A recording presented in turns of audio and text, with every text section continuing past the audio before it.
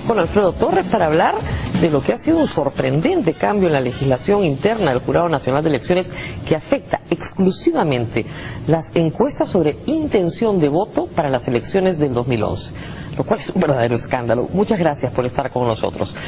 ¿Cuál es la conclusión de la reunión de las empresas que están en la asociación, en APEIN, sobre lo que van a hacer en los próximos días? Bueno, lo primero es, estamos sacando un pronunciamiento público en el cual manifestamos nuestro total rechazo a esta norma que, como bien decías, afecta a derechos constitucionales tanto del ciudadano a guardar reservas sobre su opinión, como de nosotros a difundir libremente nuestro trabajo, ¿no? Sin ningún tipo de censura.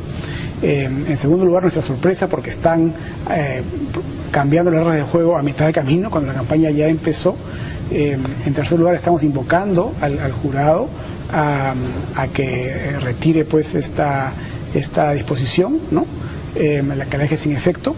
Y por último, estamos informando a la opinión pública que mientras esto no ocurra, no vamos a poder seguir haciendo encuestas, publicando encuestas, de intención de voto. Pero eso no es lo que quiere justamente el gobierno y el señor Castañeda, que se han manifestado públicamente a favor de esta resolución del jurado. ¿No es darle el gusto a los que van perdiendo las encuestas? Lo que pasa es de que si hacemos la encuesta tal como quiere el jurado, pidiéndole a cada persona su DNI, tenemos dos problemas. En primer lugar, estamos traicionando el secreto, que es base de nuestro trabajo internacionalmente. Todos los códigos de ética establecen que nosotros debemos guardar la confidencialidad de la respuesta del encuestado, y entregándosela a una autoridad del Estado que no sabemos qué va a hacer después con esa información. De hecho, su intención es regresar a la casa del encuestado. Sí, a preguntarle si usted dijo que iba a votar por Toledo, ¿no? Por Toledo, por Humala o qué sé yo. Y el encuestado puede decir, bueno, sí, yo dije que por Toledo, pero no me acuerdo. ¿Por quién quiere usted que diga que he votado? Claro, esa persona puede ser un empleado público, puede ser un policía, en fin, qué sé yo. Hay una serie de ciudadanos que pueden verse, digamos, muy incómodos de revelar su voto a una autoridad pública. Pero el otro problema grave con el que nos enfrentaríamos es que si solamente encuestamos a las personas que están dispuestas a darnos su DNI, dirección, teléfono, etcétera, entonces nuestra encuesta deja de ser representativa. Claro. Se vuelve sesgada a un sector que está dispuesto a esa información, ¿no? Es como decir, vamos a encuestar solamente a la gente que tenga ojos verdes. Eso no es representativo del conjunto de la población. Entonces estaremos haciendo un mal trabajo técnico. Por lo tanto, no podemos hacerlo, no nos queda otra. O sea, ahora, lo que algunas personas podrían decir es, pero ¿cómo sabemos si los encuestadores de verdad encuestan a la gente o se inventan los números? Bueno, ese es un tema pues que siempre sale, ¿no? Todas las campañas. Así es, ¿no? Al final, yo creo que la propia existencia de un conjunto de encuestadoras que tienen ya una trayectoria, ¿no es cierto?, me parece que al final es una decisión del ciudadano, pues, creerle o no creerle a tal o cual encuestadora, ¿no? Yo en la mañana escuchaba al señor Luis Castañeda Locio, por eso me quedo tan sorprendida esta mañana en RPP, que tenía un file preparado contra Ipsos Apoyo. O sea, no hablaba de CPI, de Datum, de Imacén, no. Ipsos Apoyo era su única y exclusiva preocupación. Y decían que ustedes básicamente no eran acertados porque no hacían predicciones correctas, y la única empresa que hacía predicciones correctas era Ídice, encuestadora que es de propiedad de un aprista, no es parte de la asociación, y además bueno, siempre ha dado resultados muy positivos para el gobierno.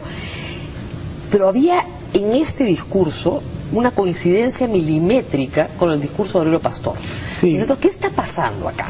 Específicamente contra Apoyo. Aparentemente hay un file ahí, ¿no?, que circula entre ellos. Aurelio Pastor escribió sobre este tema hace un tiempo. Efectivamente, el doctor Castañeda hoy día en la entrevista, en vez de atacar a uno de sus rivales, como podría ser Keiko Fujimori en este caso, con quien disputa el segundo lugar, dedicó la entrevista a atacarnos a nosotros. O sea, dedicó todo su tiempo, en vez de hablar de sus proyectos, de las carreteras. Sí. No. Ipsos Apoyo era el adversario. Y con una serie, por supuesto, de medias verdades, ¿no? Nos atribuían a nosotros resultados en Panamá. En Honduras, que habían fracasado en el mundo entero. Y nosotros no tenemos ninguna injerencia en esas elecciones.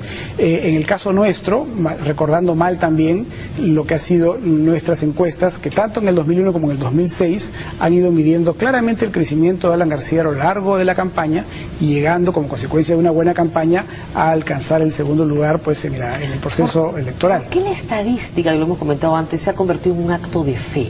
Es decir, a mí me parece que una persona medianamente culta y que aspira a dirigir al país no puede decir yo no creo en la matemática, o yo no creo en la biología, o yo no creo o sí creo, ¿no es cierto?, en las ciencias naturales. Pero en el caso de la estadística, porque esto finalmente es un ejercicio estadístico, las personas dicen yo no creo en la estadística. Es absurdo. Es absurdo, pero es un acto de fe. Y dice mucho del nivel digamos, de inmadurez política, digamos, o de subdesarrollo político que tienen muchos de nuestros dirigentes. No ocurre lo mismo con la prensa. En otros países el fenómeno se da al revés. Los partidos políticos sí tienen encuestadoras, confían en sus encuestas, no pueden decir creo en esta más que en la otra, en fin, claro, ¿no? Pero usan las encuestas. En cambio, muchas veces la prensa es la que no cuestiona, no sabe interpretarlas bien. Acá tenemos un nivel periodístico que ha avanzado muchísimo en eso, ¿no? Que maneja las encuestas bastante bien. Que ha pasado por algunas facultades, ¿no? Y que ha llevado curso de estadística, más o menos, ¿no? O en la práctica han ido aprendiendo, digamos, con un poco de buen sentido común y buen criterio, ¿no? Claro. Pero nuestros políticos, muchos de ellos, sorprendentemente, siguen diciendo no creo en las encuestas como que fuera creen magia. que son un pronóstico, que es lo más ridículo que hay. ¿Cómo van a hacer un pronóstico? Cuando ya está comprobado, además, fehacientemente, que las encuestas van registrando día a día lo que ocurre y que el Perú, el electorado es volátil y que lo que pasa una semana, la otra semana... Era gracioso porque Castañeda en la mañana decía, Índice siempre ha sido la más acertada, como si fuera Rosita Chu, que estaba diciendo, bueno, ¿no? ¿Cuáles son los pronósticos para el 2011? Es una cosa enloquecida, es una ciencia la estadística, no es un pronóstico. Y ahí también se equivoca porque, de hecho... La encuesta con la cual hay que medirse para ver si uno acertó o no es la última encuesta. Claro, la del día. La de la víspera. Claro. Y ahí, en la última encuesta de la víspera, y decía Lourdes Flores gana y nosotros decíamos... Todo lo demás ya Lourdes Flores no gana. Así es, entonces hay también casos donde ha habido errores, ahí sí, en el caso de la última encuesta comprobable este índice, ¿no? Claro. Pero el tema acá es finalmente que el Jurado Nacional de Elecciones reflexionará.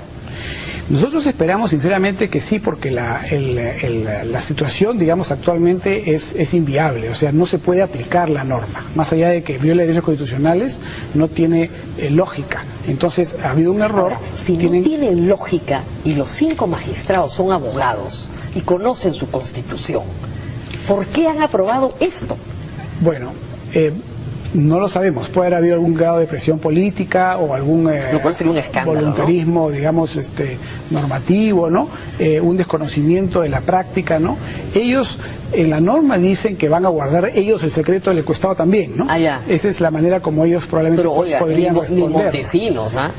El problema es ese, pues lo importante acá es Montesinos, esto sobre la lista Tascón de Venezuela. Es que si fuera cierto lo que ellos dicen, la percepción es otra. O sea, el ciudadano que recibe la visita de un representante del Jurado Nacional de Elecciones que está del Estado peruano, por lo tanto, que le está preguntando por quién votó, ¿no? Y si es verdad que declaró que votó por Humala o por Toledo, etcétera, esa persona no va a sentir que su secreto está resguardado. Es como si al día siguiente que uno votara, viniera alguien del jurado a ver, ¿por quién votó?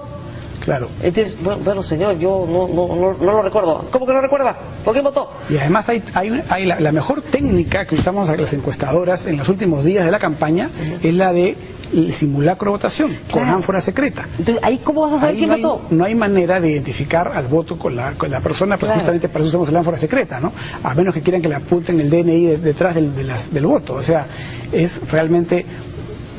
demuestra en todo caso un gran desconocimiento de lo que es la investigación social, ¿no? Vamos a hacer una pausa porque tenemos algunos cuadros de las encuestas que se fueron publicadas ayer. Estos todavía los podemos difundir, gracias a Dios, porque fueron hechos antes de que la norma entrara en vigencia. Podría ser la última encuesta que se conozca. Exactamente, podría ser la última encuesta que se conozca. Así que vamos con eso y después regresamos con el señor Javier Velázquez Esquén, que ya está esperando. Volvemos. Y vamos rápidamente con las encuestas, porque esta es la madre del cordero de la prohibición, creo yo. El cuadro que conocieron ustedes ayer en Cuarto Poder es bastante claro. Alejandro Toledo va en el primer lugar con 28%, Keiko Fujimori con 22%, Castañeda con 18%, Ollanta Humala con 12% y Pedro Pablo Kuczynski con 6%. Pero lo que van a ver ahora es lo nuevo. Vamos con el siguiente cuadro.